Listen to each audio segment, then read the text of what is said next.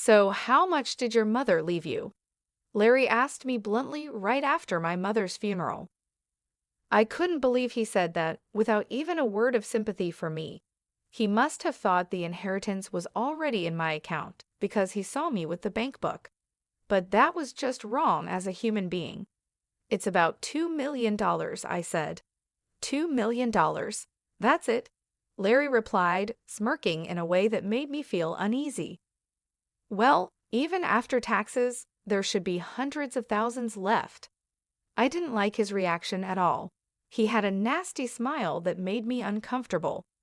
I didn't know what he was planning, but I was sure things wouldn't go his way. The next day, Larry quickly started his plan, but his shallow thinking was going to cost him everything. He just didn't know it yet. "My name is Sarah Taylor. I got married through an arranged marriage when I was 19. My husband's name is Larry, and he works for a company. He is 3 years older than me and is the oldest son of the Owen family. However, even though he's called the oldest son, his younger brother Frank left the house after graduating from university and hasn't been in touch since. So Larry was treated like an only child and was very loved by my parents-in-law. Honestly, I didn't want to marry Larry, but my mother came from a family that had been running a business for generations. I was in a position where I couldn't go against what my parents decided, so I ended up marrying Larry. He couldn't refuse the marriage either because his father was in business. We didn't marry out of love. It was a marriage far from happiness. Unfortunately, we couldn't have children. Since we got married young, it was hard to accept that we couldn't have kids, and I hoped that having a child would improve our situation. But even with hospital visits, it didn't happen. "Hey, barren woman, are the chores done?" At first, my parents-in-law, who used to treat me well as a young lady, started calling me a barren woman after a few years. I mean, you should be able to make it happen if you just do what you're supposed to do. It's a waste of money going to the hospital. My father-in-law would say mean things to me every day, but Larry never stood up for me. While I was being scolded by my in-laws, he would either read the newspaper or take a nap, snoring away. Even when I wanted a change and said I wanted to work, he would say, "If you go to work, people will think we're not doing well," and wouldn't let me leave the house. At that time, it was common for women to become homemakers after getting married. However, living with just my mother-in-law was honestly a nightmare every day. No one would help me. I couldn't worry my parents by telling them, and I couldn't run away because our marriage was tied to work. Still, I thought I would be rewarded someday and desperately endured every day. However, no matter how many years passed, the situation never got better. 19 years after our marriage, when I turned 43, my father-in-law died in an accident. That incident led to the discovery that his company had been avoiding taxes. The back taxes and fines depleted our assets. Our property was seized, and the company went bankrupt. Although we kept the house, we had to let go of our comfortable lifestyle.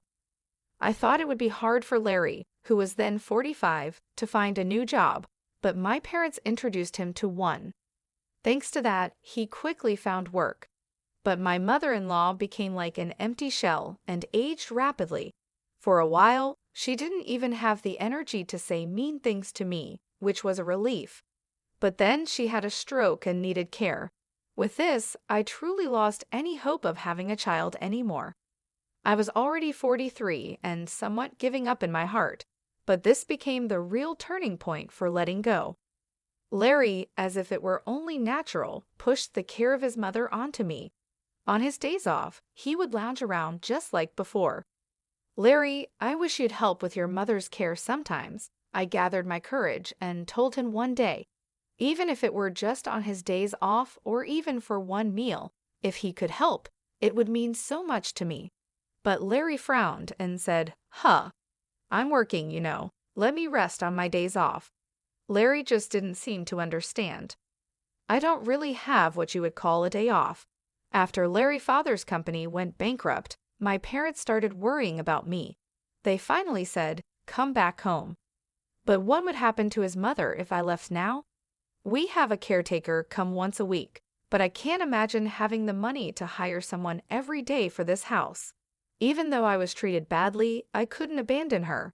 It just wasn't in me to do that. Eventually, Larry started leaving the house early, even on his days off. He said he felt uncomfortable if he stayed home and relaxed. I heard through the neighbors that he started saying, "My wife won't even let me relax at home on my days off." He began taking solo trips, and the neighbors knew his mother needed care. Knowing this, yet acting as if he left all the caregiving to me, showed he didn't care about how others saw him. It was sad to see his mother, who loved Larry, being ignored by him once she got sick. Sometimes she would say, "It's because you're here that Larry won't come." But when I replied, "Should I leave then?" she would quickly go quiet. This went on for another 19 years, and the long caregiving period finally ended when my mother-in-law passed away, reuniting with her husband. I was about to turn 59. I had no love left for Larry, but I had come to terms with many things. Leaving didn't seem possible, and I would probably spend the rest of my days in this house. Larry was diligent only in his work, and this was noticed. Even after reaching retirement age, he was asked to keep working as senior staff. This allows me to live the way I do now. We were never a close couple, but I am thankful for this aspect. Our marriage wasn't good, but Larry never tried to kick me out. He probably thinks it's too late for that now. He still prefers being out of the house on his days off, so I've come to enjoy my alone time. I've even taken up pottery as a hobby. I've made friends at this age and am spending days that I can finally enjoy for the first time since getting married. But this seems to have annoyed Larry. "You're out playing while I'm working," he said, and one day, he even burned my bag. I used the bag for my pottery class, and Larry burned it in the yard. "What are you doing?" "Don't get lost in weird hobbies, just do the housework," he said. My pottery materials and my pouch were still inside the bag. Even pouring water on it was too late. It turned to ashes. I was really furious. I thought it was too late for change, but I still had a long life ahead. The word divorce crossed my mind, but just as I was considering it, another misfortune struck. My parents suddenly passed away. My father died suddenly from an illness, and a month after his funeral, my mother also fell ill and passed away. It all happened so fast, and I was overwhelmed with sorrow. My brother Jack had already taken over my father's company, and with so many people at both my father's and then my mother's funerals, I ended up bedridden for about a week afterward. It must have been mental exhaustion. My friends from the pottery class were kind enough to check on me, but Larry mocked me, saying, "How long are you going to sleep?" I was tired after Mom's funeral too, but I didn't sleep that much. It must be nice to sleep all you want without working. It might have been a valid point, but as words from a husband to a wife, it was really hurtful. The next day, I forced myself to get up and return to my daily routine, since I didn't have the luxury to enjoy my hobbies anymore. It was a bare minimum life, but Larry seemed satisfied and didn't care about my feelings. Then, sometime after my mother's funeral, I remembered that the payment deadline to the funeral home was approaching and looked at the bank book. Jack was busy with work, so I had promised to make the payment on his behalf. However, Larry saw me with the bank book and came over with a sleazy smile. "So, how much was your mother's inheritance?" I was shocked by his words. He said this right after my mother's funeral, without a single word of concern for me. He must have thought the inheritance had been deposited because he saw me looking at the bank book. But surely that's unthinkable for a human being. I answered dully, "About $2 million. $2 million? That's it?" he said, smirking with an unpleasant smile. "Well, even after taxes, there should be hundreds of thousands left." What an awful smile. I didn't know what Larry was thinking, but I was sure things wouldn't go his way. Without saying anything to him, I quietly put away the bank book. Finally, noticing the mood, Larry spoke up. "Well, you've had it tough. You should rest early today." It was unusual for Larry to offer kind words, maybe because he felt awkward. Far from making me happy, it made me feel sick. I didn't want to see his face anymore, so I went to bed early that day. However, something unexpected happened the next day. After breakfast, Larry left for work as usual.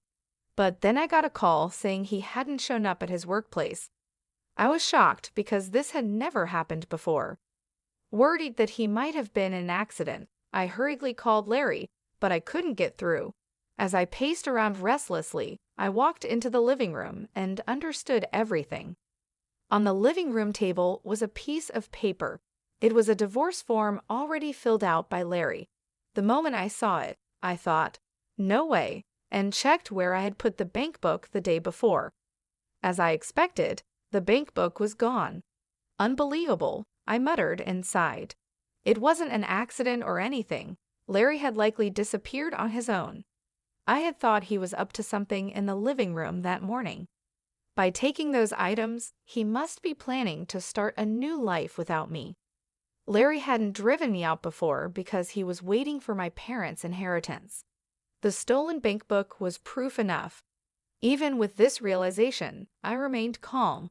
There was no need to panic. I slowly filled out the divorce form and took it to the city office.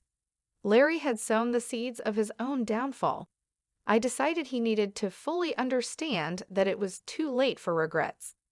I properly contacted Larry's workplace and said, "I can't reach him either, but it doesn't seem like an accident. I'll let you know as soon as I get in touch. Sorry for the inconvenience." The workplace said they would treat it as a paid leave for the day and wished him well, which made me envious of Larry for having such a good workplace. After all, it was a company introduced by my parents. I hoped he would be sincere towards his workplace, but now he was going to be a stranger to me. I managed to submit the divorce form successfully. After going through so much, it's surprising how easily I became free. I wondered if my life could have been different if I had divorced earlier. As I was packing up my things, my phone rang. It was Larry, who hadn't answered my calls before. I knew what he would say, so I ignored it and kept packing. The phone kept ringing again and again. Eventually, even the house phone started ringing. It was probably Larry, and it was so annoying that I reluctantly decided to answer it. "Hello," I said casually. Sure enough, I heard Larry's panicked voice on the other end. "Yes, I called because I was informed you hadn't shown up for work. You should contact your workplace immediately." "That's not the issue right now." Larry interrupted me, shouting, "I can't withdraw the money." Hearing his voice, I couldn't help but burst out laughing. "So he finally noticed, huh?" I thought he must not have realized because he stole the bank book in a hurry. "My ID? You burned it, remember?" "What? No, don't you remember it was in the bag for my pottery class?" I answered, laughing. Larry sounded flustered. "Then this ID, isn't it expired?" "I wouldn't know. After your mother passed away, I repeatedly asked you to take care of the paperwork. I went to the bank for the procedure, but they said it couldn't be done because I wasn't the heir. So the bank book was left untouched with just a few dollars remaining. Don't mess around. You have to properly organize things for someone who's not here anymore, right? You said you'd take care of it eventually, so keep it in mind. Don't blame me." "Then what am I supposed to do with this bank book?" "What to do or not to do, unless I go to do the paperwork, there's nothing that can be done about it." As I spoke, Larry kept complaining, but I didn't feel like replying and fell silent. Impatiently, Larry seemed to have gone back to the bank teller, explaining the situation. "I accidentally burned the ID. Can't anything be done? Maybe by proxy? Look, I'm on the phone with my wife right now." It seemed he put it on speaker, and I could hear the troubled voice of the teller too. I questioned his words. "Larry, what are you talking about? You know you can't do anything like that as a stranger, right?" "Huh?" "The divorce papers were properly processed just now. Thanks for the preparation. Bye." I said what I wanted to say and hung up the phone. I'm sure the bank teller heard my last words too. By now, Larry must be either pale with shock or red with anger. Just imagining it made me laugh. I knew I had to leave the house before he returned. With that thought, I quickly packed my things and left the house. My destination was my family's old home, which was empty after my parents passed away. I had inherited that home as well. My mother's assets from running her company totaled $15 million. However, inheriting a large sum of cash wouldn't be safe if Larry found out, especially since we had no children. So I inherited just enough to live comfortably, about $2 million. The rest was the family home, my mother's beautifully preserved dresses, and my father's antiques. If these heirlooms were appraised, they would be worth a lot. I had my brother Jack's permission for this arrangement. Jack had moved out after getting married and was worried about the family home becoming vacant. He had children and had taken over the company, so he was happy to inherit just the cash. We completed the inheritance discussions peacefully. After arriving at the family home, I informed Jack that I had divorced Larry and would be living there. He said, "If you are going to live in the family home, it won't be empty, which is a relief. But are you really okay with divorcing Larry, Sarah?" "Yes," I replied. "We don't have children, and both our parents have passed away. If we both want a divorce, then it's for the best. I want to restart my life, and I have no regrets." Jack was worried about me being alone, but living as Larry's servant for life would have been worse. Besides, if I could spend the last moments of my life in this house, where I had many memories with my family, even if I was alone, it would be happiness. Larry kept calling me many times after that, but he didn't think I would be at the family home and never came to visit. That day, I spent alone in peace. The house was lonely without a family, but I felt relieved from the bottom of my heart. The next day, I finally gathered the energy to go make a deposit. The bank book was with Larry, and it was a bit troublesome to retrieve it. I decided to go around 5:00 a.m., assuming Larry would be asleep. When I got home and opened the front door, the smell of alcohol hit me. Wow, I couldn't help but grimace at the smell. Entering the living room, I saw beer cans scattered all over. My bank book was torn and left on the table. This is terrible. Tearing up someone's bank book like this, no matter how angry you are, is just wrong. I gathered up the pieces and put them in my bag. I also took a few clothes and went back to my family home. Then I headed to the bank. As I approached the entrance, I heard someone call out, "Sarah." It was Larry. He had been waiting for me. I noticed the bank book was gone, so I figured you'd come here. "Whether I come here or not is none of your business," I said. "Don't say that. We've been together for so long." Even though the divorce was finalized, he still talked like this. I ignored him and entered the bank. Larry kept trying to talk to me, but I firmly ignored him. That's when it happened. "Brother, isn't that Sarah?" Someone called out. "Frank, why are you here?" It was Larry's brother, Frank. Both Larry and I were surprised to see him. We hardly ever saw Frank, usually only at funerals. It had been about 43 years since I married Larry, and this was probably the third time I met Frank.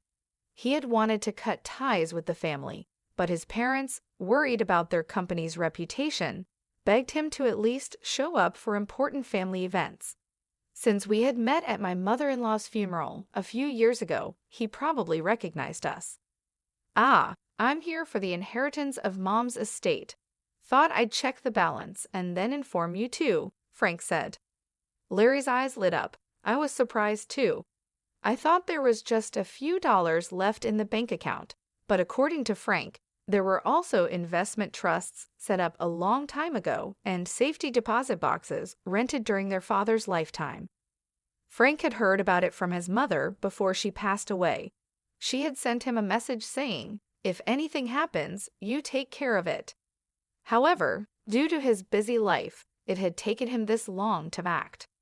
Frank looked apologetically at me and Larry. There was a letter in the safety deposit box along with some jewelry. Mom said all her estate should go to Sarah. What? I was surprised by Frank's words, but Larry looked even more shocked. Frank pulled out a letter from the documents he had with him. I recognized the stationery because I had bought it for my mother-in-law. The letter clearly stated that all the jewelry in the safety deposit box and other assets should go to me, her daughter-in-law Sarah. I could picture my mother-in-law writing it carefully. I remembered asking her if she needed the letter, but she had coldly replied, "It has nothing to do with you." Maybe she meant to write this letter at that time. I covered my mouth in surprise. "Sarah, you've been taking care of everything on your own, right?" Frank said. Despite the mean things my mother-in-law had said, she was sorry and wanted me to handle the estate. She knew that if she told Larry, he'd probably try to keep it quiet. Next to me, Larry's face turned red, and he started trembling. "Well, I never intended to inherit anything, but as the legal heir, I thought I had to handle it. It's just a matter of changing the name to Sarah, so that shouldn't be a problem for you, right, Larry?" Frank said this casually, not knowing about our divorce. Later, I was called to the bank counter. Larry, without any purpose, just sat in the lobby, lacking the energy to follow. That day, I completed the reissuance of the bank book and the transfer for the funeral home. "I'll be going ahead, Sarah. I'll contact you again," Frank said, leaving Larry and me behind in the bank. I safely returned home. Frank contacted me again later, explaining that Larry had protested, saying, "Such a letter is invalid." But Frank convinced him, saying, "Respect Mom's wishes." However, unable to satisfy Larry, Frank visited a lawyer for free advice. Although the letter couldn't be recognized as an official will, the lawyer suggested that settling by discussion would be more cost-effective than hiring a lawyer. Larry agreed to the inheritance of the house. The investment trusts weren't worth much, and Larry reluctantly gave up on those and the jewelry. Thus, I formally received my mother-in-law's estate. If Sarah gets Mom's estate, I should get it from my mother-in-law, right? Larry argued with the lawyer, but that was a different matter. It was embarrassing. Even the lawyer scolded him. Larry couldn't accept it and finally tracked me down at the family home, showing up at my doorstep. I was wrong. "Let's start over," he begged, realizing he couldn't get anything. He knelt at the doorstep, pleading for reconciliation. Start over? There was never any love between us to begin with. What's there to start over? For the first time, I felt free to speak my mind. I shared my long-held feelings with Larry. He fell silent, seemingly regretting his actions for the first time, and I couldn't help but smile. "At least you still have the house, right? Have you contacted your workplace? If you're so desperate for money, you better work hard and not lose your job." After saying that, I closed the door. It was finally over.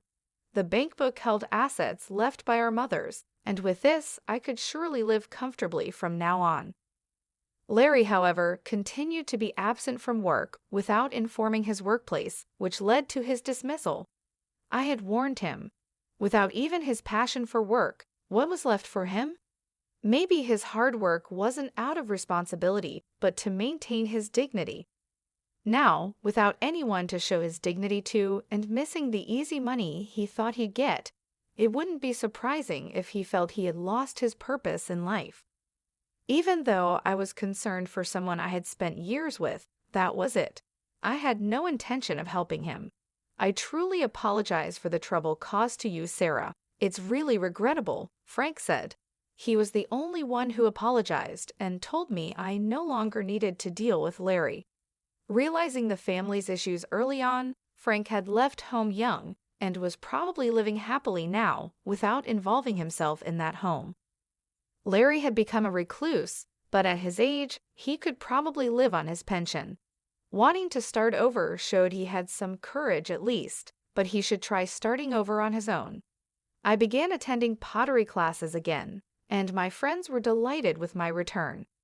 I hadn't realized how enjoyable it could be to spend time just for myself. At the pottery class, I even met someone wonderful. Though I had sworn off marriage, being with someone who loves me might also be a form of happiness.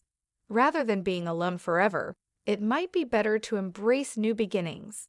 It might feel too late, but just like with the divorce, it's never too late as long as you're alive. Anyone can find happiness, no matter their age.